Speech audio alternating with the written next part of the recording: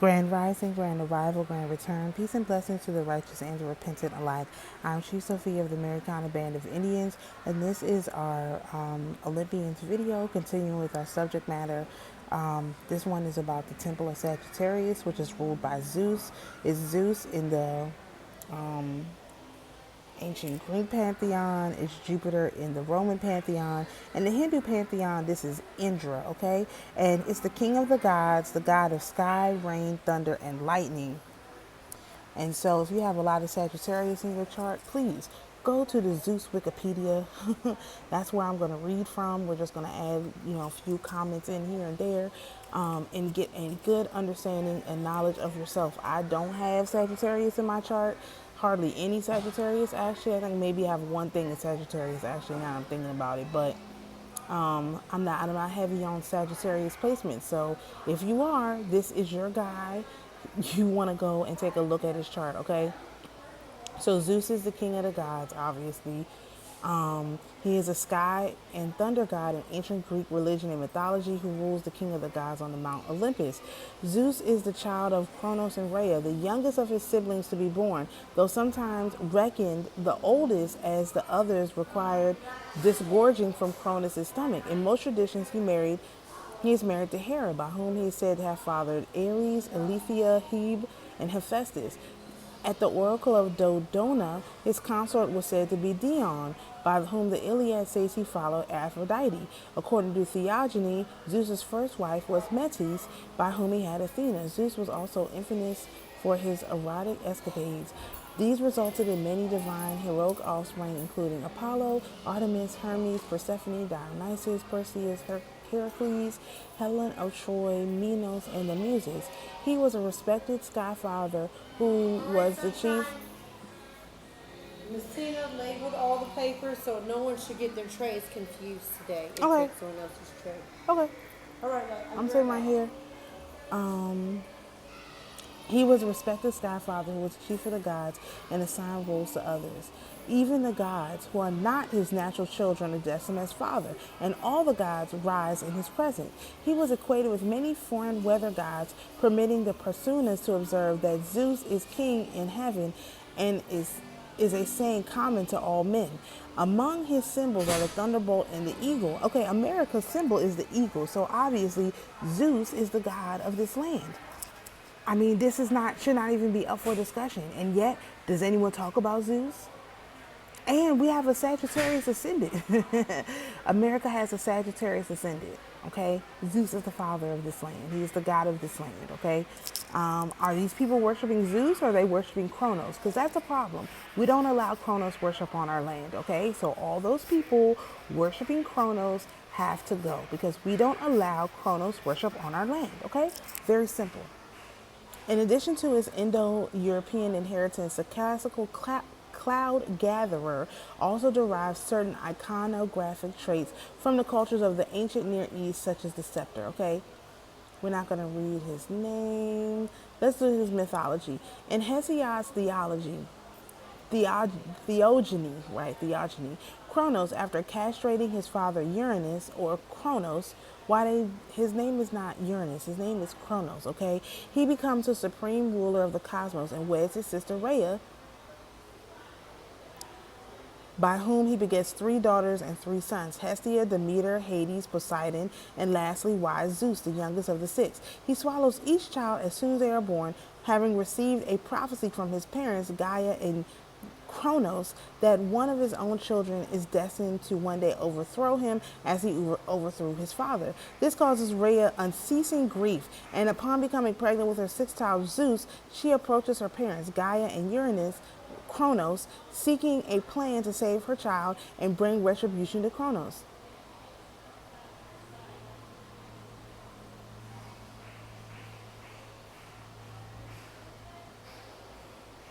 Oh, it is Uranus. His father is Uranus. Well, anyway, let me just keep going because I'm confusing myself.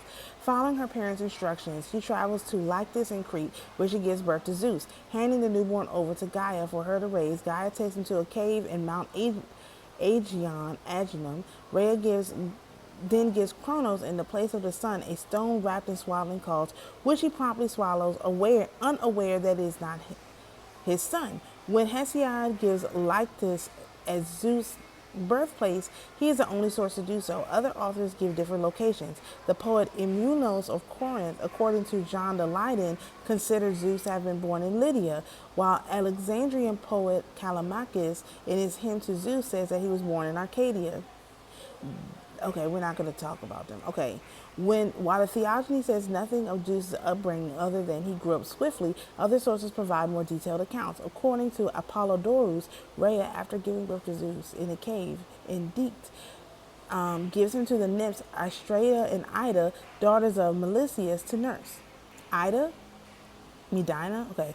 They feed him on the milk of the she-goat Almathea, while the Corites guard the cave and beat their spears on their shields so that Kronos cannot hear the infants crying.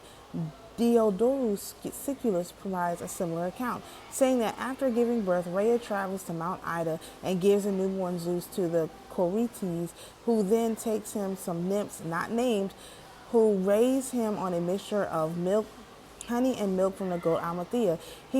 Again, this honey and milk thing comes from the same story that is in Josephus, where it says they took the sons of the Israelites to the field to be raised by who? Almathea's horn, who gave them what? A stone, referring to the story of Zeus, of honey and a stone of milk, which I believe is coconut milk and date syrup, okay? It could be actual honey, but more than likely it was date syrup and coconut milk, okay? He also refers to the Corites raising a great alarum, in doing so deceived by Cronus, and relates that when Corites were carrying the newborn Zeus, that the umbilical cord fell away at the river Triton. Hyginus, the author of the Fabulae, relates a version in which Cronus cast Poseidon into the sea and Hades to the underworld instead of swallowing them. When Zeus was born, Hera, also not swallowed, asked Rhea to give her the young Zeus, and Rhea gives Kronos a stone to swallow. Hera gives him to Almathea, who hangs his cradle from a tree, where he is not in heaven, on earth, or in the sea, meaning that when Kronos later goes looking for Zeus, he is unable to find him. Again, that's why you have people living in the trees. Our people lived in trees, okay? We know this, like big giant tree houses. Like, that's why another reason why they cut down all our trees, because remember, we could go from, maybe you haven't heard this before, but we used to be able to go all the way to like upper New Hampshire, all the way down into deep Florida, just on the treetops. We didn't have to get on the ground. We traveled through the trees. This was so that we could escape this guy Kronos. So this tells me we have been running from this guy Kronos for a long time. He has been out to get us for a long time. Again, our God is Zeus, okay? Our God is Zeus. I know I've been talking some real mess about Zeus, and I have to retract that because I thought that Zeus and Jehovah were the same entity. But now I can clearly see they're not the same. Like, the energy is totally different. And so I have to retract all of my bad talking on Zeus, which is why I just present this without too much commentary, because the story is evident once you read it. Like, and I didn't read his story, I can tell you that. I looked at it, but I didn't read it. Okay. Ascension to power. According to the Theogony, after Zeus reaches manhood, Kronos is made to disgorge the 5 children and the stone by the stratagems of Gaia, but also by the skills and strength of Zeus, presumably in reverse order, vomiting out the stone first and each of the 5 children in the opposite order of swallowing. Zeus, okay, so this is how you go backwards. This is what they did. This is why their astrology wheel goes backwards. When Kronos was forced to remove these entities, it caused the constellations to go in reverse. Does that make sense? This is why the timing is all wrong, because Kronos had to vomit them out, which forced the time to go in reverse, starting with whoever was first. Who was first? Hold on, let me go back. That's a good question. Hestia was first? Was Hestia first?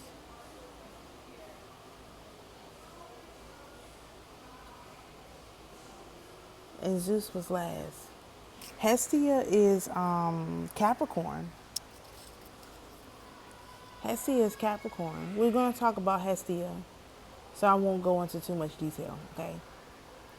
But if we're talking about Hestia and then going backwards, okay, let me just keep going. Okay. Zeus then sets up the stone at Delphi so that it may act as a sign thenceforth and a marvel to mortal men. Zeus next frees the Cyclops, who in return and out of gratitude give him his thunderbolt, which had previously been hidden by Gaia. Then begins a Titomancy, the war between the Olympians led by Zeus and the Titans led by Kronos for control of the universe, which is the control of the zodiac, okay, control of the time. With Zeus and the Olympians fighting for Mount Olympus and the Titans fighting from Mount Orpheus.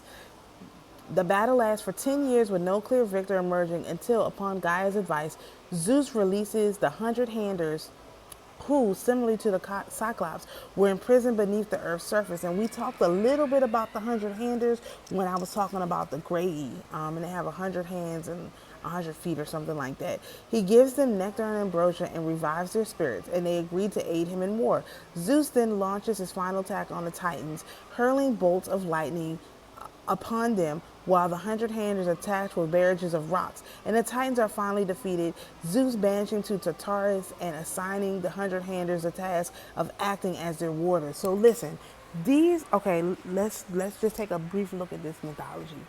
These entities was cast to the outer darkness, okay, to Tartarus, okay? That's the outer darkness. The 100-handers were sent there to hide them, to keep them in. And basically, obviously someone freed them, and so simultaneously, these entities, the Titans, could have just gone on as if Zeus lost and they won, and that their outer darkness was now the new Earth. And this is the inner Earth these people want to go to. The outer Earth these people want to go to. I don't want to be nowhere near these Titans. And if you worship Kronos and his group, that's fine. More power to you. You're not allowed on this land, because this land is ruled by Zeus and our order, not Kronos and his disorder, okay? Period.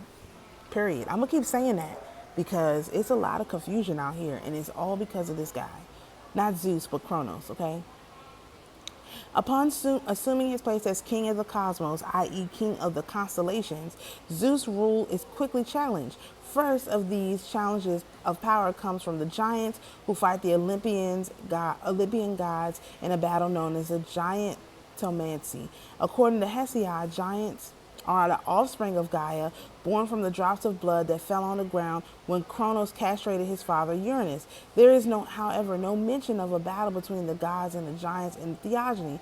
It's Apollodorus who provides the most complete account of the Giantomancy. He says that Gaia, out of anger at how Zeus imprisoned her children, the Titans, bore the giants to Uranus. There comes to the gods a prophecy that the giants cannot be defeated by the gods on their own, but can only be defeated with the help of a mortal.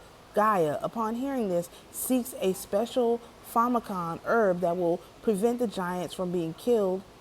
Zeus, however, orders Eos, dawn, Selene, moon, Helios, sun, to stop shining and harvest all the herb himself before having Athena summon Heracles. In the conflict, Phorcyon, one of the most powerful of the giants, launches an attack upon Heracles and Hera. Zeus, however, causes Phorcyon to become lustful for Hera, and when he is about to violate her, Zeus strikes him with his thunderbolt before Heracles deals the fatal blow with an arrow. In the Theogony, after Zeus defeats the Titans and banishes him to Tartarus, his rule is challenged by the monster Typhon, a giant serpentine creature who battles Zeus for control of the cosmos. According to the Hesiod, Typhon is the offspring of Gaia and Tartarus, having 100 snaky fire-breathing heads. Hesiod says he would have come to reign over mortals and immortals if it had not been for Zeus noticing the monster and dispatching him quickly. The two of them meet in a cataclysmic battle before Zeus defeats him easily with a thunderbolt, and the creature is hurled down to Tartarus. So Tartarus is the outer darkness for real. And this is where a lot of these quote-unquote people whoever they may be, these spiritual people are trying to get you guys to volunteer to go to, where all of these evil, wicked, horrible people are being killed. Why would you volunteer to go to the outer darkness? Okay, that makes no sense.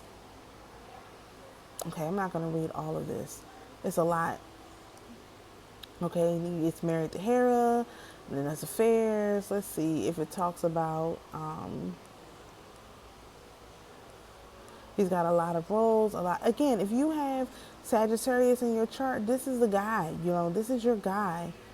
All right, you want to get into, you know, I'm trying to see if, here we go. Zeus is mentioned in the New Testament twice. First in Acts 14:8-13, when the people living in Lystra saw the Apostle Paul heal a lame man, they considered Paul and his partner Barnabas to be gods, identifying Paul with Hermes and Barnabas with Zeus, even trying to offer them sacrifices with the crowd. Two ancient inscriptions discovered in 1909 Lystra testify the worship of these two gods in that city. One inscription refers to the priest of Zeus, and other mentions Hermes most great and Zeus the sun god. Okay. The second occurrence is in Acts 28:11. The name of the ship in which the prisoner Paul is set sailed from the island of Malta bore the figureheads sons of Zeus, Castor and Pollux. All right, the Deuterocanonical book, 2 Maccabees 6:1-2, talks of King Antiochus IV Epiphanes, who, in his attempt to stamp out the Jewish religion, directed that the Temple of Jerusalem be profaned and redirected to Zeus. That's because I think they was literally worshiping Pope Kronos. It doesn't talk here specifically about the Troy War, but we do know that he was involved in the Troy War. That's kind of weird, isn't it? He was involved only because he directed these, you know, he directed his children to participate in the Troy War. So why it's not in here, I'm not really sure. That's very odd to me. But this is a huge article, so maybe it's just too much to discuss.